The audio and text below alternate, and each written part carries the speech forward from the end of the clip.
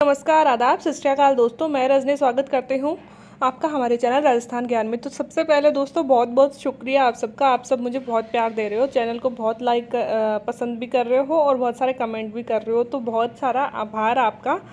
और दूसरी बात कि दोस्तों पर्सनल जो भी है, मतलब कि मेरा इंटरव्यू कब है। हाँ, मैं इंटरव्यू दे रही हूँ आरएस का, और अभी मैं स्कूल लेक्चरर ज्योग्राफी में भी मेरा सिलेक्शन हुआ है, तो वो भी हूँ और इंटरव्यू भी दे रही हूँ। बट दोस्तों बहुत सारे मैसेज ज़्यादातर ऐसे आते हैं कि आपका इंटरव्यू कब है, तो मैं अपनी पर्सनल लाइफ को थोड़ा सा अलग रखना चाहती हूँ चैनल से, तो वो मैं आपको वहाँ नहीं बता सकती हूँ। तो प्लीज़ आप ऐसे कमेंट नहीं करिएगा, क्योंकि मैं वहाँ पर जवाब नहीं दे सकती हूँ आपको सोशल मीडिया पर।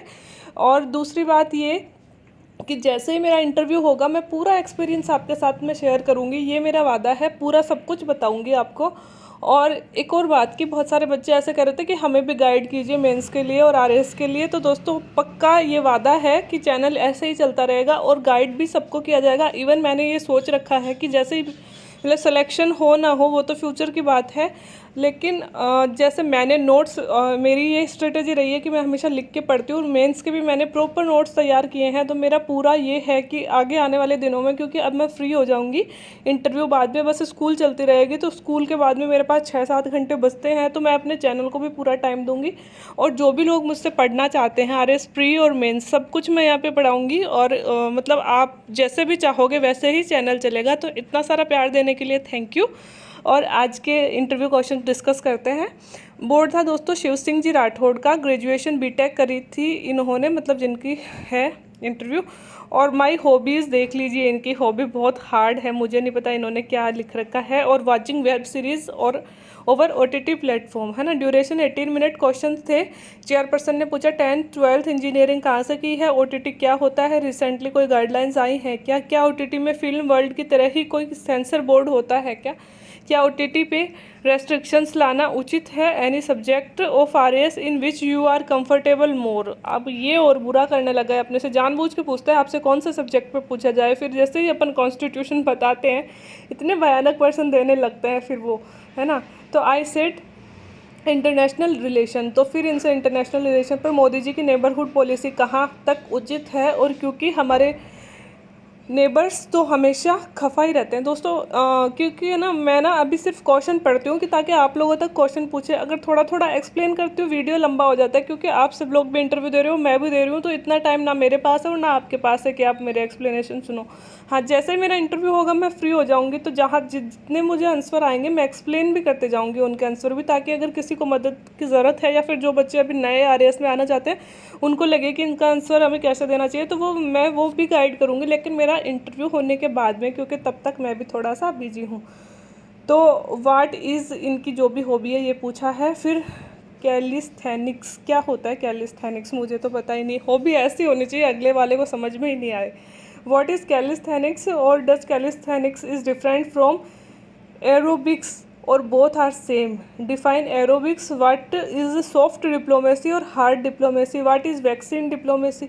फिर मेंबर ने पूछा कि क्या सिर्फ वेब सीरीज़ ही देखते हो, I said mostly web series या मूवी भी। तो इन्होंने टाइटैनिक मूवी का बेस्ट सीन कौन सा है, सिविल सोसाइटीज़ क्या होती हैं, pressure group and their examples, does pressure groups are good और bad for democracy, what are NGOs और सिविल सोसाइटीज़ में डिफरेंस, है ना। और किस दिल्ली के एनजीओ से के अबाउट में पूछा जो मुझे नहीं आता था, इनको नहीं आता था। कोई फ्लोवर आपको बनाया जाए तो आप कौन सा फ्लोवर बनाना चाहोगे लाइफ में। फ्लोवर क्या होता है पता नहीं। Unicorn in terms of economics, blockchain technology पूछी फिर इनसे। फिर मेंबर सेकंड ने पूछा state major electricity production power plants in Rajasthan, कि बिजली उत्पादन के कौन कौन से पावर प्लांट हैं। इस समय राजस्थान में कौन से फॉर्म से इलेक्ट्रिसिटी प्रोडक्शन हो रहा है, राजस्थान के टोटल इलेक्ट्रिसिटी प्रोडक्शन कितना है। और मेंबर दोस्तों इलेक्ट्रिसिटी वाले इलेक्ट्रिकल इंजीनियर से ज़्यादा पूछते हैं, शायद नॉर्मल लोगों से तो कम पूछते होंगे इतना। मेंबर थर्ड ने पूछा है, फिर फीमेल मेंबर थी, गवर्नमेंट की इनिशिएटिव बताइए। एक सेकंड, गवर्नमेंट के इनिशिएटिव बताइए जो वुमेन एम्पावरमेंट को प्रमोट करते हैं राजस्थान में। एसएचजी सेल्फ हेल्प ग्रुप क्या होते हैं। हु इज़ रूमा देवी, क्या गवर्नमेंट जो लोकल प्रोडक्ट का इंटरनेशनल लेवल पर मार्केटिंग करती है वो जस्टिफिशियल है या यूं ही इंटरनेशनल प्लेटफॉर्म पर हवा बनाई जा रही है। और झालावाड़ के अंदर चलने वाले कोई लोकल योजना पूछी जो मुझे नहीं आती थी। And then at last chairman sir asked what is the ultimate goal of your life, आपके जीवन का दर्शन क्या है, अंतिम लक्ष्य क्या है आपका। और अभी बस यही क्वेश्चन इनको याद आ रहे थे।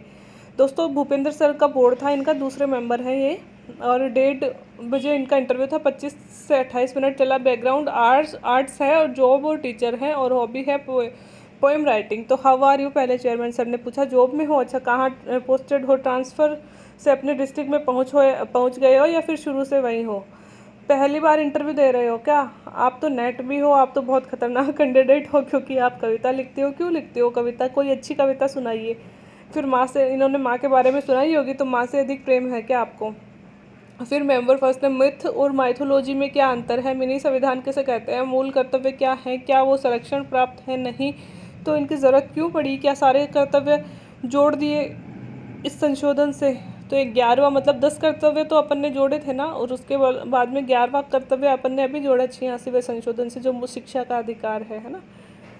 और किस समिति की सिफारिश पर जोड़े थे, सरदार स्वर्ण सिंह कमेटी थी। कुछ मूल कर्तव्य याद हो तो बताइए। अमीर देशों में, स्कैंडिनेवियन देशों में अमीर लोगों पर टैक्स अधिक है और भारत में कम है, क्या आप सोचती हैं कैसे उनको अधिक टैक्स देने हेतु प्रेरित कर सकते हैं। भारत में बस 30% है, फिर भी टैक्स चोरी होती है ना। प्रगतिशील कर व्यवस्था क्या होती है। फिर पेपर मेंबर सेकंड ने पूछा, पेपर तो पढ़ते ही होंगे, कोरोना के अब तक कितने केस आ गए हैं, कितनी मौतें हो गई हैं। प्रवासी लोगों को कोरोना काल में काफ़ी देखो डेटास भी पूछ रहे हैं, लगभग अपन को पता होने चाहिए कितने केस आ चुके हैं और कितनी डेथ रेट है अपने। प्रवासी लोगों को कोरोना काल में काफ़ी परेशानी का सामना करना पड़ रहा है, क्या बेहतर किया जा सकता है आपकी नज़र में। ऑनलाइन एजुकेशन, टीचर है ना, अब इनसे पूछा है। ऑनलाइन एजुकेशन हमने चालू की लेकिन ग्रामीण क्षेत्र में इंटरनेट ही नहीं है, तो फिर इसका क्या फ़ायदा हुआ, आपने कैसे प्रयास किए इस दिशा में, क्या आपने बच्चों को साथ पढ़ने के लिए प्रोत्साहित किया सामूहिक टीवी के द्वारा, है ना। मतलब इन्होंने बताया होगा इनिशिएटिव जो भी कोरोना में सरकार ने लिए हैं। बच्चे आजकल सुरक्षित क्यों नहीं है, घर में भी नहीं है, स्कूल में भी नहीं है। टीचर का क्या रोल है इस दिशा में, कौन से मूल्य गिरते जा रहे हैं आपकी नज़र में। महिला कवयित्री का नाम बताइए। सुभद्रा कुमारी चौहान की कविता बताइए।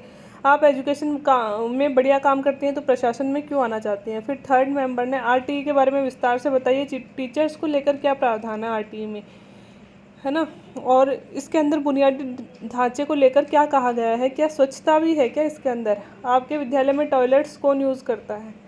भीमराव अंबेडकर के बारे में बताइए। अस्पृश्यता के अलावा और क्या किया था भीमराव अंबेडकर जी ने। 1947 में से हम समाजवाद लेकर चले और अब पूंजीवाद की तरफ क्यों बढ़ रहे हैं, निजीकरण क्यों बढ़ रहा है। चेयरमैन सर ने फिर से पूछा, प्राइवेट स्कूल की तरफ बच्चे क्यों बढ़ते जा रहे हैं, अलवर ज़िले में अपराध अधिक क्यों हो रहे हैं, अलवर में महिला साक्षरता कम क्यों है।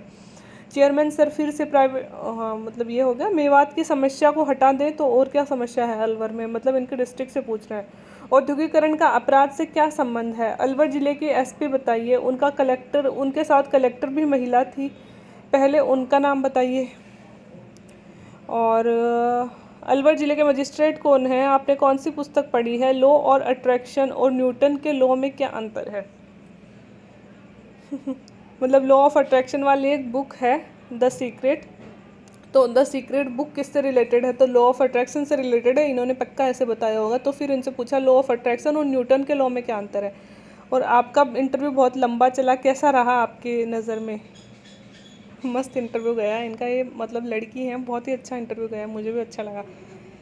और बोर्ड बहुत ही सपोर्टिव था, ये इन्होंने अपनी तरफ से कहा। तो दोस्तों ये थे आज के इंटरव्यू, तो कल के जैसे ही मेरे सामने आते हैं मैं और लेके आऊँगी। Thank you very much.